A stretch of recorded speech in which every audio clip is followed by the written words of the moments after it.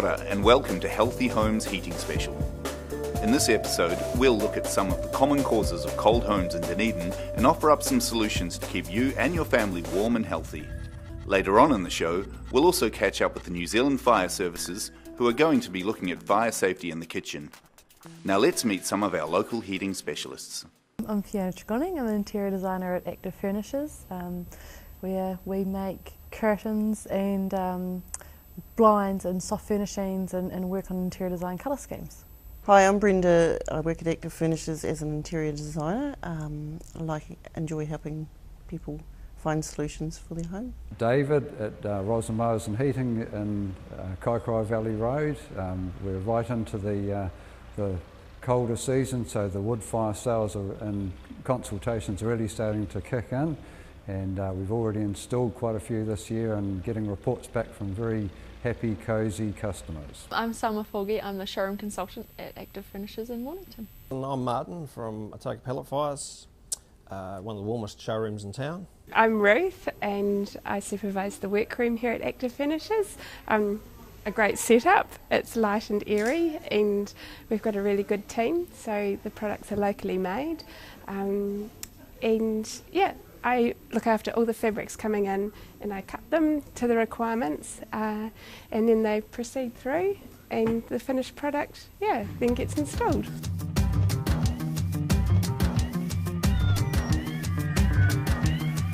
Poor insulation, poor heating and ventilation. I think it's possibly because we're at the bottom of the South Island and that's all the cold drafts wind gets from the South Island, or the bottom of the South Island up to the top of the South Island. Well, to start off with, a lot of people haven't got the money to get the insulation, and I don't want to say that I'm in a lot of money, but I mean you've got to have heat, especially for children.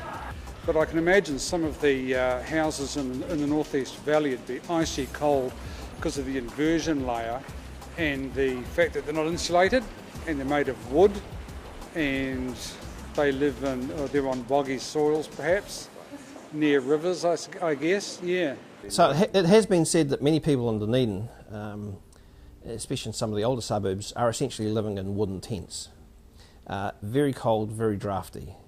So the first thing to do is try and reduce the drafts, try and wrap that tent up as warm as you possibly can. In terms of insulation, the biggest heat loss is through the ceiling, and most homes do have a level of ceiling insulation.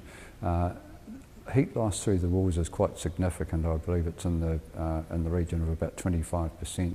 A lot of houses have large windows that are hard to cover and need extra layers to insulate from the cold. I guess because a lot of the houses in Dunedin are older and they've got the beautiful windows, but they're not very warm. And they can't afford to put the double glazing in. They've got big expansive windows that have got either terrible just thermal curtains on them, or that they've got air coming through that the windows aren't sealed properly, or they're really old windows, things like that. Stopping drafts, and when the sun's down or on colder, wetter days, it's a very good idea to have drapes with some thermal value, so you can completely shut off the window area because the heat loss through a window is significant. And I draw the analogy of a bucket. If you imagine a bucket, it's got a whole lot of holes in it. You're pouring water in. When the bucket's full, it's warm, and when it's empty, it's cold. So the first thing to do is try and fill up as many of the holes as you can. And that's things like insulation in the roof, closing the curtains, underfloor insulation. There's still holes left, but it gets to a point where it's too expensive to fill in those holes, and what I'm referring to is complete double glazing, removing the bricks off the outside of the house to put in external insulation. It gets too expensive, so at that point, pour in more heat. But you are trying to heat your house, not the neighbourhood. So the thermal drapes or the equivalent do two jobs. They stop the direct heat loss and they also cut down on draft. So very, very valuable addition to a home in terms of keeping it warm. They want the curtains that are gonna, or the blinds that are gonna give them the most trapped heat in their room, as opposed to losing it all out, which you do if you don't have your drapes up. We sell a lot of duet blinds with locals because they are so good. They are almost like a double glazed window. They're actually better. So it's, yeah. But I personally love curtains. I think they make you feel nice and warm and cosy, and yeah. We can measure for any windows. The trick is to go well above and well below so that the drafts can't escape through the top and bottom, so you don't get any, venting that movement. What you'd look at first is what is most suitable for the window, and a lot of homes tend to suit blinds or drapery. There is some particularly good blinds, Sal Whisper insulating blinds. They do particularly insulate the room. But if drapes is a solution, you'd tend to use you'd look at first a fabric and not be too concerned about whether the fabric was heavy enough to insulate the room, but rely on your backings to insulate the room and keep you warm inside. Also, it's quite a good point to draw your curtains early in the evening once the sun's gone down. That helps retain the heat from going out.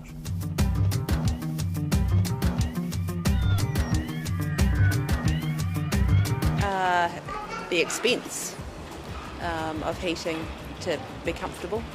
The cost of heating a home is probably the biggest one. Well, we don't have too many problems heating a home these days because we took advantage of that government scheme to have our place insulated. So we had the ceiling and underhouse insulated about 3 years ago, and the house has been far warmer. The problem that you can't always agree on the right temperature. Sometimes there's not always adequate heating, particularly in certain areas of the households. And even if you do have heating, sometimes if it's too cold or if you don't have proper glazing and stuff, then it still remains cold. There's the windows, the ceiling around the windows are coming apart and the cold air is coming through. Well, we haven't got any problems at all because we have it all very well insulated. That makes a big, big difference. After the break on Healthy Homes, Dunedin businesses have some solutions to your heating problems.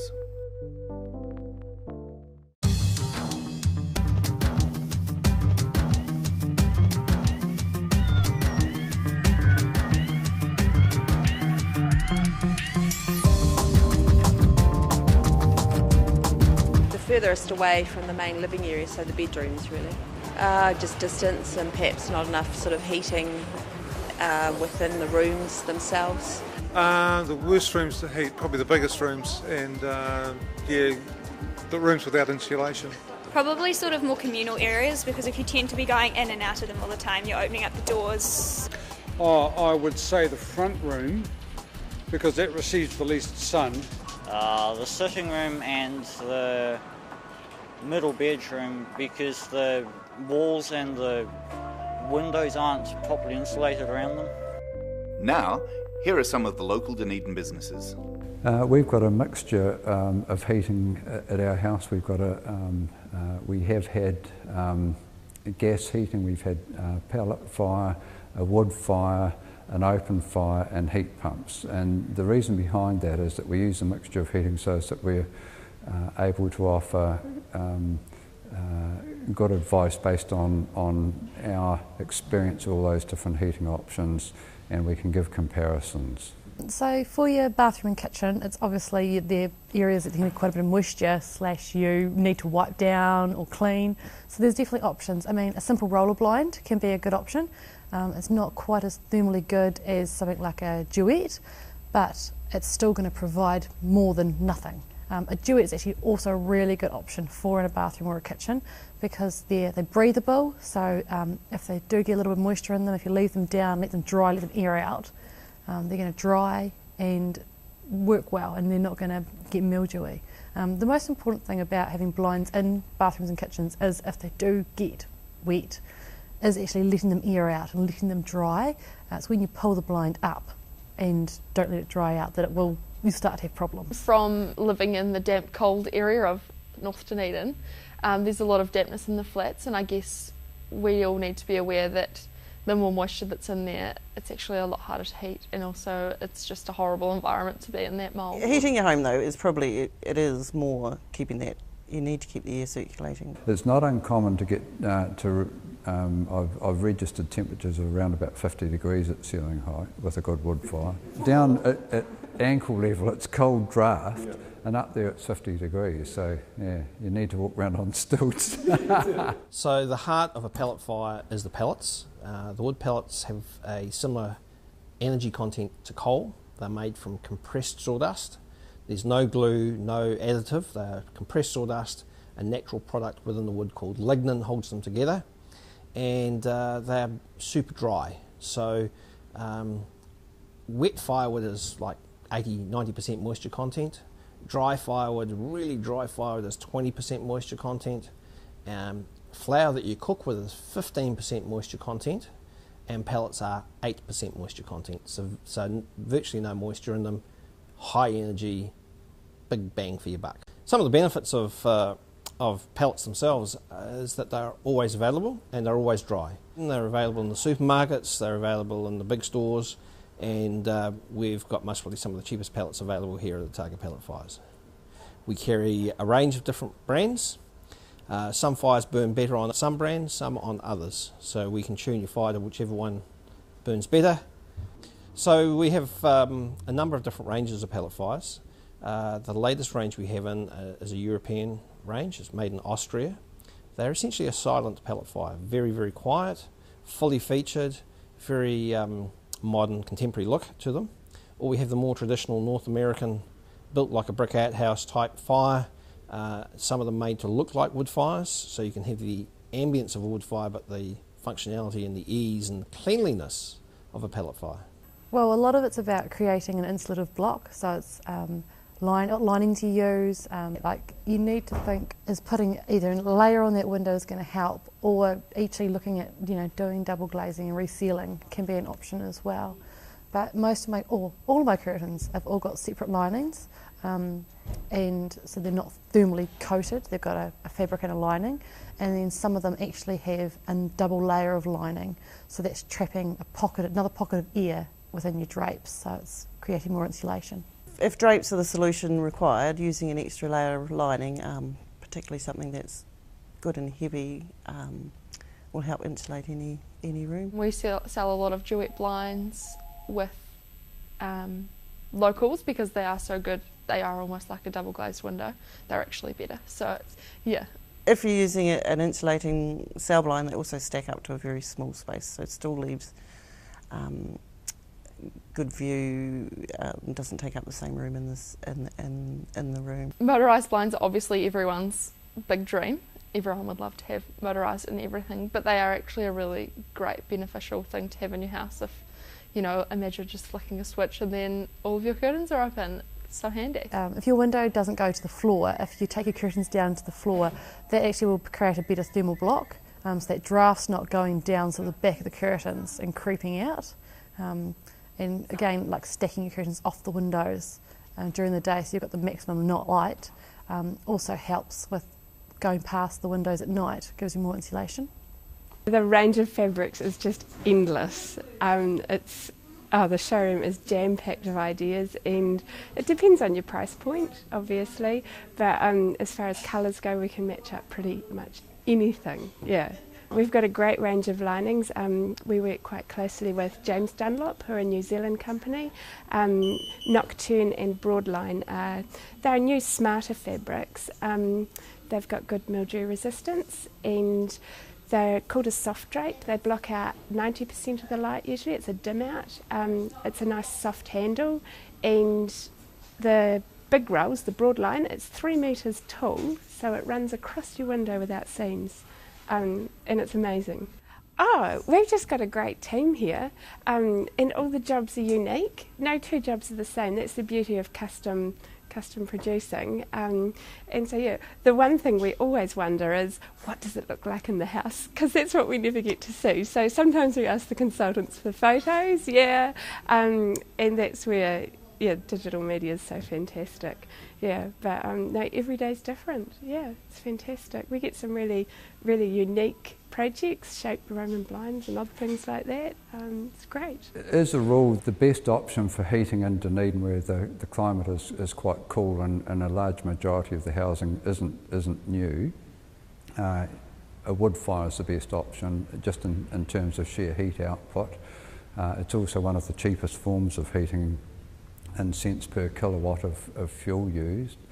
It's also worthwhile to have systems in the home that deal with moisture build-up, to have slight positive ventilation in the home to prevent, to keep the home dry, prevent the build-up of moisture, particularly in cooler weather. That means that any heating option that's used in the home is far more effective. A dry home is far quicker and easier to heat than a damp one. Most wood fires have a high temperature glass in the door. They have a seal around the door glass to hold it firm in place. From time to time the door glass can crack or be broken either by shutting it on a piece of wood that's protruding from the firebox or just simply from wear and tear. It's really important to keep the glass intact and in sound condition. They can quite easily be replaced. We offer a service where we maintain any type of fire and spend all winter doing just that, going around homes, resolving issues that people are having with fires, fault finding and doing routine maintenance and repairs to them. Sometimes we can even rebuild fires. So that's a big part of the business, and it's a service that we're very happy to provide. They're just little issues, but if they're looked after and cared for, it's like anything, they perform to their best if they're maintained.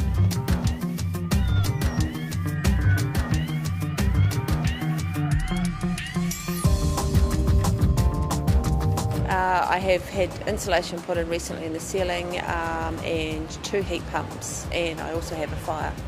A combination of heaters and solid fuel. Wood fire, yep, freestanding, and we've got a wetback, thank God. Yeah. We have those heat pumps and we have the fireplace, and it is really, really nice. Next up, we get some heating tips to keep you warm in Dunedin.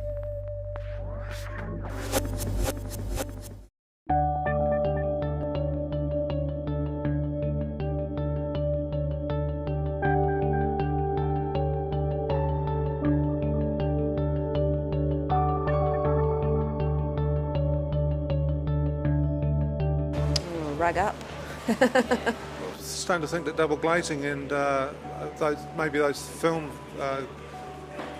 window film things might work. I'm not sure. Like to keep moisture out of your house. I think opening your windows and airing your house out is actually really important. I know it's not the best in Dunedin on some of the cold days, but it will make a big difference. And just being sensible with how you use, moisture in within the house, what you're doing with it. You know, if you are cooking and creating a lot of steam, whether you can open your window a crack, and circular air ventilation in your bathroom. Like opening a window after you've had a shower, if you don't have an extractor fan, is really important. Well, if you can afford it, do what we did and try and double or triple insulate your windows in your kitchen. Just stay in one portion of the house, like the kitchen if you possibly can. We just seal up portions of the house and don't go anywhere near them during the winter, but we do air the house on dry winter days. Keep the house aired. One of the more important things when you're looking at a new build home is, with either a gas fire, wood fire or pellet fire, is allowing the fire to breathe. Any fire, any natural fire, consumes oxygen. It brings in the air, combusts it and sends it up the flue. And with a modern home, with it being double glazed, aluminium joinery and relatively airtight, if you run the fire for a long period of time, you can get a bit of oxygen starvation, and often that's people sitting there feeling a little tighter than normal and the fire getting a little lazy. I think a topper on your bed is amazing because it's like it's almost like sleeping on top of a duvet. I loved mine. If you have a cold home in Dunedin and there's not enough air circulation, sometimes with your thermal back fabrics you do get some mildew problems. The solution to that would be to use a woven lining that resists the mildew and also keep your room well ventilated as well. In terms of insulation, the biggest heat loss is through the ceiling, and most homes do have a level of ceiling insulation. heat loss through the walls is quite significant. I believe it's in the region of about 25%. So stopping drafts, and when the sun's down or on colder, wetter days, it's a very good idea to have drapes with some thermal value, so you can completely shut off the window area because the heat loss through a window is significant. So the thermal drapes or the equivalent do two jobs. They stop the direct heat loss, and they also cut down on draft. So very, very valuable addition to a home in terms of keeping it warm. And if you're not in a certain room, shut the door and don't let your heat drift in there. Yeah, I guess I was pretty lucky I didn't have to skimp too much, but I do know a lot of friends who never use their heaters. Horrible. Well, a lot of people, you know, they sit in a wee room and they have only got a wee fire thing. It's no good. You've got to have proper stuff and, yeah, keep warm. Now we have some tips on keeping safe in the kitchen from the New Zealand Fire Services. Alright guys, what we're going to do today is a live fire demonstration. Obviously me and Kathy were dressed up in the full protective clothing that the fire service gives us, and we ask that you do not try this at home. So unattended cooking is the leading cause of fires in New Zealand. It's also the leading cause of fire fatalities as well. And what we're going to show you today is how easily a pot of oil can catch fire in an oven. Then we're going to show you some methods on how to deal with that. But it's really important that if you do have a fire in your house, you always call 111 straight away and get the fire service to come and assist you at all times. It only takes a minute's inattention for a cooking fire to develop in your kitchen.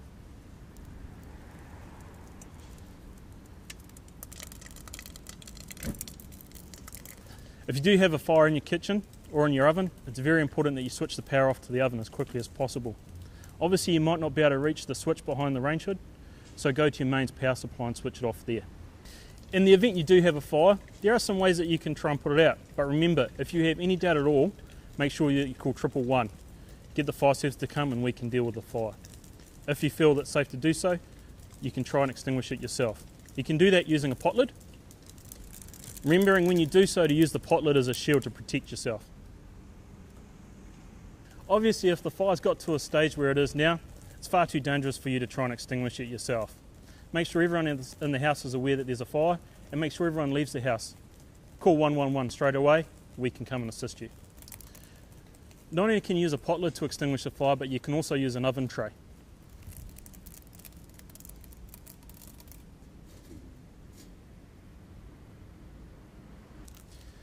The other thing you can do to put out a fire in a pot of oil is to use a damp tea towel. You get your tea towel, soak it in water, drain it out so it's just damp.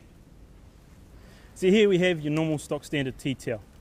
When you go to use this to put out a fire, pinch it in both ends and then wrap it around your hands. That'll protect your hands from the flame and means you won't get burnt. Remember when you use an oven tray, a tea towel or a pot lid, that you use it as a shield between you and the fire. Always attack the fire away from you. You don't want any flame coming back to you that may cause you some burns. Fire blanket's a valuable addition to your kitchen. It doesn't cost that much, but it could save you from a really, really nasty fire. If you do have a fire involving a pot of oil, whatever you do not use water. By applying water, you're going to create a lot of steam, which is going to force the oil and the flame out. It's going to go throughout your kitchen, and it's going to go over you. Never apply water to an oil fire.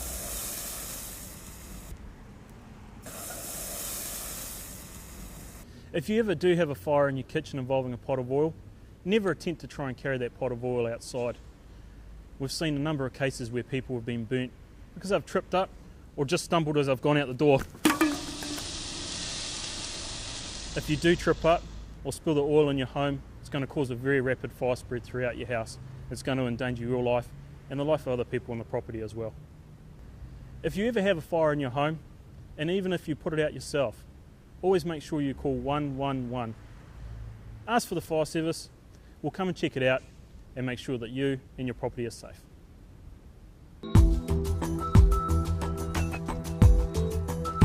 For this fire service competition, all you have to do is answer this simple phrase: never underestimate the of fire. All you need to do is text the answer to the number on screen. And be in to win a fire extinguisher and a fire blanket for your home. We'll also come around to your house and install free smoke alarms, because nothing's more important than the safety of you and your family. All you need to do is text the answer to the number on screen. Thanks for watching Healthy Homes Heating Special. We hope that there are some heating options for you to stay warm and healthy here in Dunedin. And if you would like to know any more, feel free to contact our local businesses.